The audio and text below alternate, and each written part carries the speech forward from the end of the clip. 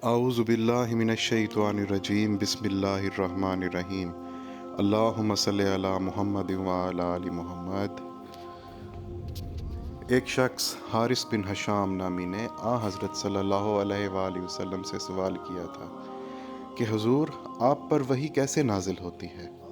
آپ صلی اللہ علیہ وآلہ وسلم نے فرمایا کہ وحی نازل ہوتے وقت کبھی مجھ کو گھنٹی کی سی آواز محسوس ہوتی ہے اور وحی کی یہ کیفیت مجھ پہ بہت شاق گزرتی ہے۔ جب یہ کیفیت ختم ہوتی ہے تو میرے دل و دماغ پہ اس فرشتے کے ذریعے نازل شدہ وحی محفوظ ہو جاتی ہے، اور کسی وقت ایسا ہوتا ہے کہ فرشتہ بشکل انسان میرے پاس آتا ہے اور مجھ سے کلام کرتا ہے، پس میں اس کا کہا ہوا یاد رکھ لیتا ہوں۔